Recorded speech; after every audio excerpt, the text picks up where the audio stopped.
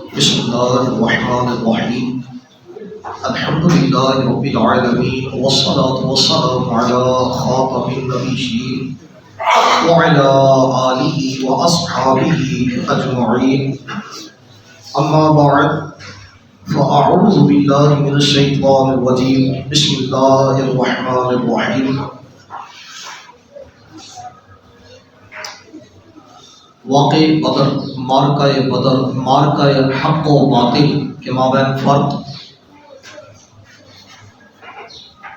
غزوہ بدر، اس حوالے سے چند ایک چیزیں آپ کے گوش گزار کرنی ہیں۔ سب سے پہلے قرآن مجید کے اندر اللہ رب العالمین جل جلالہ وعلا والہ نے سورہ آل عمران ہے، آیت نمبر 23 ہے،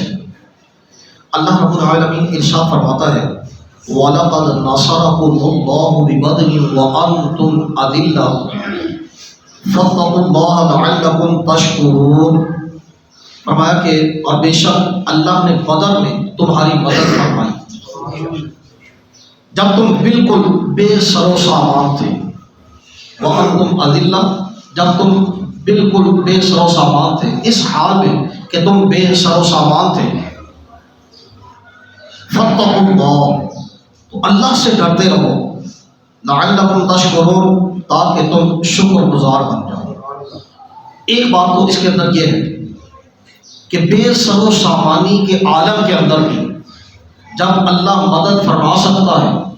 تو سر و سامان ہو تو بدرجہ اولا مدد فرما سکتا ہے، لیکن بے سر و سامانی کے عالم کے اندر رب تعالیٰ نے جو مدد فرمائی، اس کے ساتھ ساتھ ایک حکم یہ بھی فرمایا تھا کہ فاتقوا اللہ، اللہ سے ڈرتے رہو، اللہ سے ڈرتے رہو۔ تو جب بندہ سر و سامان سمیت ہو تو پھر بھی اللہ سے ڈرتے ہی رہنا چاہیے، تقویٰ اختیار کیے ہی رہنا چاہیے تاکہ اللہ کی مدد شامل حال رہے۔ اگر سر و سامان سب کچھ ہو لیکن تقویٰ نہ ہو تو پھر اللہ کی مدد شامل حال ہے۔ ایک بات تو سر دست یہ اپنے ذہن میں رکھنی چاہیے۔ اب اس آیہ مقدسہ کے حوالے سے یہ جملہ بھی اپنے ذہن میں رہے کہ یہ عظیم احسان جو اللہ رب العالمین نے اپنے نبی صلی اللہ علیہ وسلم کے صدقے سے مومنوں پر فرمایا، اللہ رب العالمین اس عظیم احسان کو اس آیہ مقدسہ کے اندر بیان فرما رہا ہے کہ غزوہ بدر میں جب مسلمانوں کی تعداد بھی کم تھی، ان کے پاس ہتھیاروں اور سواروں کی تعداد بھی کم تھی، جبکہ کفار تعداد کے اندر 3 گنا زیادہ، جنگی قوت میں مسلمانوں سے کئی گنا زیادہ، اس حالت میں اللہ رب العالمین نے مسلمانوں کی مدد فرمائی اور کفار پر فتح اور کامرانی عطا فرمائی۔ جنگ بدر 17 رمضان، جس طرح کہ آج 17 رمضان المبارک ہے، سن 2 ہجری کے اندر جمعہ کا دن تھا جس وقت یہ معرکہ پیش آیا۔ مسلمانوں کی تعداد تقریباً 313 تھی اور کفار یہ تقریباً 1000 کے قریب تھے، اور جس مقام پر، جس جگہ پر یہ معرکہ پیش آیا وہ بدر کا مقام ہے۔ بدر کو بدر کیوں کہا جاتا ہے، اس کی ایک وجہ یہ ذکر کی جاتی ہے کہ یہاں پر ایک کنواں ہے، بدر ایک کنواں ہے جو ایک شخص بدر بن عامر نے کھودا تھا، تو اسی مناسبت سے اس کو بدر کا مقام قرار دیا گیا، بدر کہا جاتا ہے۔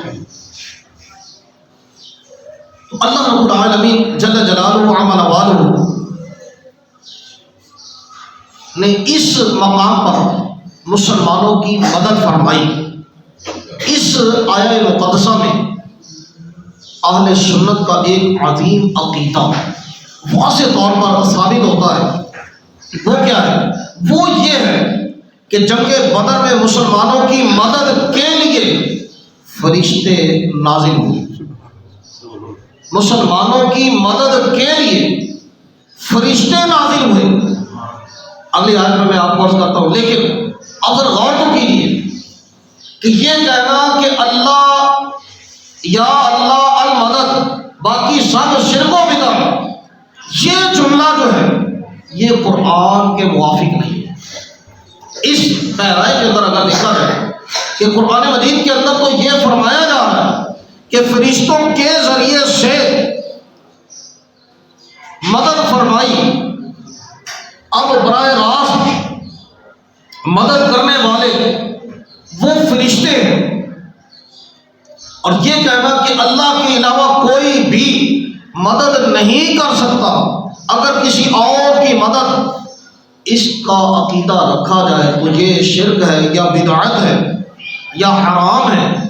تو یہ قرآن کریم کی اس آیت کے خلاف ہے جو سورہ آل عمران آیت نمبر 124 اور 125 کے اندر فرمایا گیا۔ ارشاد فرمایا اذ تقول للمؤمنین أَلَنْ يَكْفِيَكُمْ أَنْ يُمِدَّكُمْ رَبُّكُمْ بِثَلَاثَةِ آلَافٍ مِنَ الْمَلَائِكَةِ مُنْزَلِينَ۔ ارشاد فرمایا کہ یاد کرو اے حبیب، جب تم مسلمانوں سے فرما رہے تھے کیا تمہیں یہ کافی نہیں کہ تمہارا رب 3000 فرشتے اتار کر تمہاری مدد فرمائے؟ 3000، ایک مددگار نہیں، دو مددگار نہیں، 3 نہیں، 3000 فرشتے نازل فرما کر اتار کر تمہاری مدد کرے؟ بنا، ہاں کیوں نہیں؟ پھر فرمایا ان تصبروا وتتقوا، اگر تم صبر اختیار کرو، تقوی اختیار کرو، وَيَأْتُوكُم مِّن فَوْرِهِمْ هَٰذَا يُمْدِدْكُمْ رَبُّكُمْ بِخَمْسَةِ آلَافٍ مِّنَ الْمَلَائِكَةِ مُصَوِّمِينَ، اگر تم صبر اختیار کرو، تقوی اختیار کرو، اور کافر اسی وقت تمہارے اوپر حملہ آور ہو جائے تو تمہارا رب 5000 نشان لگائے ہوئے فرشتوں کے ساتھ تمہاری مدد فرمائے۔ پہلے 3000 کا ذکر کیا، اب 5000 کا ساتھ ذکر کر دیا، لیکن شرط کیا لگائی؟ شرط یہ لگائی کہ اگر تم صبر کرو اور تقوی اختیار کرو۔ اب شرط پہلے، مدد بعد میں ہے، صبر کرنا پہلے ہے، تقوی اختیار کرنا پہلے ہے، اور 5000 نشان لگائے ہوئے نشانی والے فرشتے جو ہیں یہ مدد پر بعد بھی آئے۔ اور اس جنگ میں، اس غزوے میں فرشتوں نے مدد کی۔ اس کا مطلب یہ ہوا کہ پہلے شرط پائی جائے گی، جس طرح نماز ہے، اس کے لیے طہارت یہ شرط ہے، طہارت ہوگی تو نماز ہوگی، اگر طہارت نہیں تو نماز نہیں۔ ایسے ہی پہلے صبر ہوگا، تقوی ہوگا، تو 5000 نشان لگائے ہوئے فرشتوں کی مدد آئے گی، اور اگر صبر اور تقوی نہیں تو مدد بھی نہیں۔ لیکن مدد آئی تو ماننا پڑے گا کہ پھر صبر بھی پایا گیا، تقوی بھی پایا گیا۔ تو اس کا مطلب یہ ہوا کہ چاہے وہ مہاجرین صحابہ تھے، چاہے وہ انصار صحابہ تھے جو جنگ بدر کے اندر شہید ہوئے، یعنی 313 کے قریب جو تھے، یہ سارے کے سارے صبر کرنے والے بھی ہیں، سارے کے سارے متقی بھی، سارے کے سارے صبر کرنے والے بھی، سارے کے سارے متقی بھی۔ اور یہ مہر کس میں لگا دی؟ قرآن نے لگا دی۔ یہ سارے کے سارے صبر کرنے والے بھی، متقی بھی، کیونکہ انہوں نے صبر کیا، تقوی اختیار کیا، تو اللہ نے 5000 فرشتے ان کی مدد کے لیے اتار۔ ایک بات تو یہ، دوسری بات وہ یہ ہے کہ بدر میں تشریف لانے والے فرشتے یہ دیگر فرشتوں سے افضل ہیں، کیونکہ میں صرف سمجھانے کے اعتبار سے یہ بات عرض کر رہا ہوں۔ ایک ہوتا ہے کہ نشانی والے افراد یا نشانی والے حیوانات، ان کا مقام، ان کی قدر و منزلت کچھ اور ہوتی ہے، اور جن کے ہاں نشانی نہیں ہوتی ان کی وہ قدر و منزلت نہیں ہوتی۔ مثال کے طور پر کسی بھی جگہ آپ نے جانا ہے، اگر کسی بھی منصب پر آپ فائز ہیں تو جب تک اس منصب کے فائز، اس کمپنی وغیرہ کا آپ کے پاس جب تک کارڈ، وہ گلے کے اندر بھی بس اوقات لٹکا لیا جاتا ہے دکھلانے کے لیے، اب ظاہر ہے کہ عام افراد کو بس اوقات کسی جگہ پر جانے کی اجازت نہیں ہوتی، لیکن وہ خاص افراد جن کے پاس وہ نشانیاں ہوتی ہیں، وہ کارڈ ہوتے ہیں، تو ایسے افراد کو روکا نہیں جاتا، بلا روک ٹوک کہا جاتا ہے آپ جا سکتے ہیں۔ اس کا مطلب کہ ان کی عزت افزائی ہے، جن کے پاس نشان ہے، جن کے پاس کارڈ ہے، جن کے پاس اتھارٹی ہے، ان کو آنے جانے کی اجازت ہے، لیکن عام افراد کو وہ اجازت نہیں۔ تو اس کا مطلب یہ ہوا کہ جن کے پاس نشانی ہوتی ہے، جن کے پاس کوئی نہ کوئی علامت ہوتی ہے، ان کا مقام اور مرتبہ دیگر کے مقابل بلند و بالا ہوتا ہے۔ تو یہاں پر نشان زدہ، نشان لگائے ہوئے 5000 فرشتے نازل فرمانے کا ذکر فرمایا گیا۔ تو فرمایا گیا کہ وہ فرشتے جو بدر کے مقام پر مجاہدین اور نبی پاک صلی اللہ تعالی علیہ وسلم کی مدد کے لیے اترے تھے، وہ دیگر فرشتوں سے افضل اور اعلیٰ، دیگر فرشتوں سے افضل اور اعلیٰ ہے۔ اس کا مطلب یہ ہوا کہ مجاہدین کی مدد کرنا، جو دین کی خدمت گار ہیں ان کی مدد کرنا، یہ اللہ کو محبوب ہے، یہ شریعت کو پسند ہے، اور نبی پاک صلی اللہ تعالی علیہ وسلم کی حمایت کرنا، آپ کی مدد کرنا، یہ شریعت کو محبوب ہے۔ اسی بنا پر جو حمایت کرنے والے، جو مدد کرنے والے ہیں، ان کا مقام اور مرتبہ دیگر افراد سے بلند و بالا ہے، ان کا مقام اور مرتبہ دیگر افراد سے بلند و بالا ہے۔ اسی پر میں ایک جملہ اور اس کے ساتھ اٹیچ کر کے آپ کو عرض کروں تو وہ یہ ہے کہ یہ رمضان شریف کا مہینہ ہے۔ عام طور پر لوگ رمضان شریف کے اندر اپنی زکوٰۃ نکالتے، صدقہ فطر نکالتے، مختلف افراد کو ڈھونڈتے ہیں کہ جو اس کے حقدار ہوں، جو اس کے مستحق ہوں، اور ڈھونڈنا بھی چاہیے ایسے افراد کو کہ جو اس کے حقدار ہوں۔ سب سے پہلے اپنے رشتہ داروں کے اندر ڈھونڈنا چاہیے، اپنے ہمسایوں کے اندر ڈھونڈنا چاہیے۔ اگر ان میں نہیں ملتے تو ایسی صورت میں پھر دینی مدارس ان کا رخ کرنا چاہیے، دینی اداروں کا رخ کرنا چاہیے۔ بلکہ بعض افراد تو ایسے ہیں وہ کہتے ہیں جناب یہ افراد ہم کہاں سے ڈھونڈیں؟ اس کے اعتبار سے اگر ایسے افراد نہیں ملتے تو کم از کم دینی ادارے اس وقت جو ہمارا معاشرہ ہے، جو ہماری صورتحال ہے، اس صورتحال کے پیش نظر کہ جب ہر ایک دوسرے کا ساتھ دینے کے لیے، یعنی اپنی رشتہ داریاں، اپنے منہ ملازے، ان کا لحاظ کرنے کے در پہ ہے، چاہے کوئی حقدار ہو یا نہ ہو، تو ایسی صورت کے اندر بس اوقات، بلکہ بس اوقات کیا اکثر و بیشتر زکوٰۃ ادائی نہیں ہو پاتی۔ بس اوقات بعض لوگ ایسے ہوتے ہیں جو گھروں میں کام کرنے والیوں کو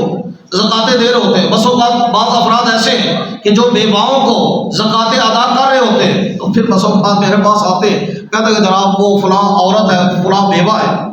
تو ہم اس کو زکوٰۃ دینا چاہتے ہیں، کیا زکوٰۃ دے سکتے ہیں؟ اس میں بیوہ ہونا یا نہ ہونا اس کا کوئی اعتبار نہیں۔ ایک عورت ایسی ہے جس کا شوہر موجود ہے، جس کا شوہر زندہ ہے، کام کاج بھی کرتا ہے، لیکن ان کے پاس اتنا ہے ہی نہیں کہ جس سے وہ صاحب نصاب بن سکے۔ وہ بس اتنی محنت مزدوری ہوتی ہے کہ اپنا گزر اوقات پر مشکل، رات کا کھانا، دن کا کھانا، اسی کے اندر محنت مزدوری جو بھی کچھ کمایا جاتا ہے وہ پورا ہو جاتا ہے، کوئی بینک بیلنس پاس نہیں ہے، کچھ بھی ضروریات زندگی سے ظاہر نہیں۔ تو ایسی صورت میں اگرچہ عورت کا شوہر بھی ہے، عورت کے پاس بھی کچھ نہیں ہے، تو شوہر کے ہوتے ہوئے بھی اگر کوئی عورت کو زکوٰۃ دے گا، اس کو زکوٰۃ نہ دے، بس عورت کو کیا، اگر مرد کو بھی دیں گے تب بھی زکوٰۃ ادا ہو جائے گی۔ لیکن اگر بیوہ ہے، لیکن بیوہ ایسی ہے کہ وہ خود صاحب نصاب ہے، تو یہ میں نے ویسے ہی ایک بندے کی مثال دی کہ جس طرح سے اگر میں مثال دوں کہ مشرف ایک بندہ تھا، وہ مر گیا، اس کی بیوی بیوہ ہوگی کہ نہیں ہوگی؟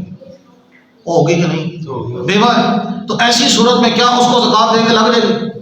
کیونکہ وہ تو پتہ نہیں کتنے مربوں کی مالک ہوگی۔ بلکہ اس کے علاوہ میں اور عرض کروں، ایک بندہ ہے جس کا نام باجوہ ہے، وہ مر جاتا ہے، اس کی بیوی بیوہ ہو جائے گی کہ نہیں ہوگی؟ لیکن اس کو اگر کوئی زکوٰۃ دے تو لگ جائے گی، اور وہ تو پتہ نہیں کتنے کروڑوں اربوں خربوں کے مالکہ ہوگی۔ تو ایسی صورت میں بیوہ ہونے کے باوجود بھی اس کو زکوٰۃ لگنی۔ اور ادھر دوسری جو میں نے آپ کو پہلے مثال دی کہ باوجود اس کے کہ شوہر ہے لیکن ان کے پاس ہے ہی کچھ نہیں، تو ان کو زکوٰۃ لگ جائے گی کہ نہیں لگے گی؟ تو اس کا مطلب یہ ہے کہ بیوہ ہونا نہ ہونا اس کا کوئی اعتبار نہیں، گھر میں کام کرتی ہے نہیں کرتی اس کا کوئی اعتبار نہیں، اعتبار ہے کہ وہ صاحب نصاب ہے کہ نہیں۔ اگر صاحب نصاب نہیں تو اس کو دیا جا سکتا ہے، کیا عورت ہے کیا مرد ہے، اور اگر صاحب نصاب ہے تو کیا مرد ہے کیا عورت ہے، کسی کو بھی دیا جا سکتا، اور اگر کوئی جان بوجھ کر دے گا بھی تو اس کی زکوٰۃ ادا ہونی، صدقہ فطر اس کا ادا ہونا، یہ واجب اس کے سر سے اترنا نہیں۔ تو اب ایسی صورت کے اندر بعض تفاسیر کے اندر یہ ذکر کیا گیا کہ آج کے دور کے اندر دینی ادارے اس کے زیادہ لائق ہیں کہ کم از کم ایک تو یہ ہے کہ جہاں پر زکوٰۃ کو، جہاں پر صدقہ فطر کو صرف ہونا چاہیے، ایک تو وہاں پر صرف ہوتا ہے، اور دوسرا اس کے اندر دین کی خدمت بھی ہے، دین کی نشر و اشاعت کی صورت بھی ہے کہ وہاں پر اگر دینی اداروں کے اندر اس کو خرچ کیا جائے گا تو وہاں پر دین اسلام کی نشر و اشاعت تو کم از کم ہوگی۔ لیکن دینی ادارے، دینی نشر و اشاعت، ایک ہے کہ وہ لوگ جو فسادی ہیں وہ نہیں۔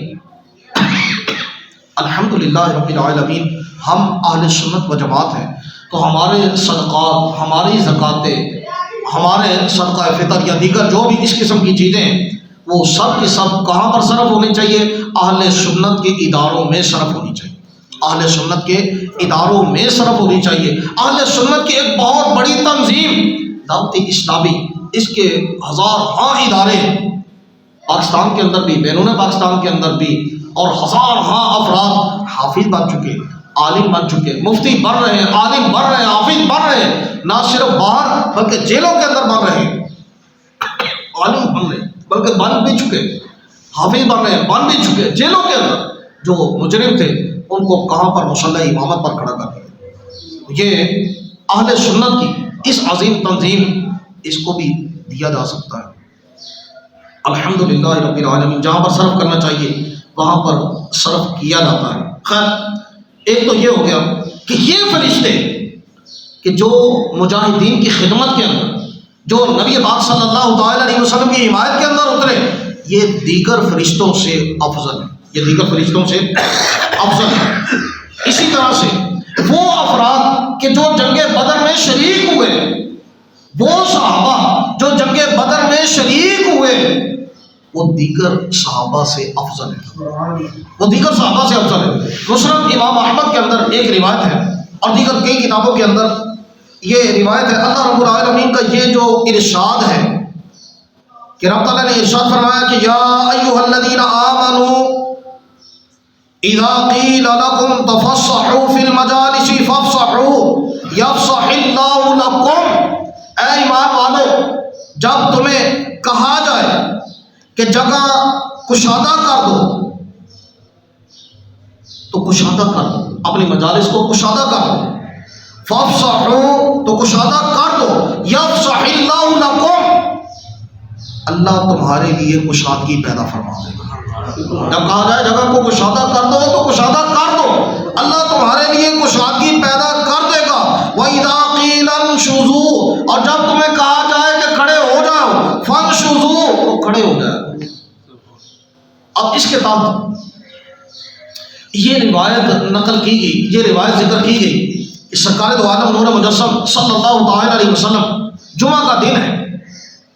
جمعہ کا دن، اور صحابہ کرام رضی اللہ تعالی عنہم اجمعین نبی پاک صلی اللہ تعالی علیہ وسلم کے ارد گرد حاضر خدمت ہیں،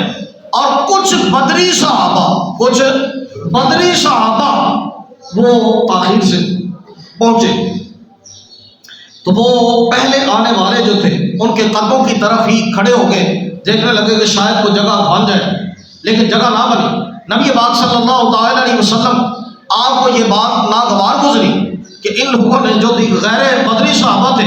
انہوں نے کشادگی نہیں کی، ان بدر والوں کے لیے جگہ نہیں بنائی، تو نبی پاک صلی اللہ تعالی علیہ وسلم نے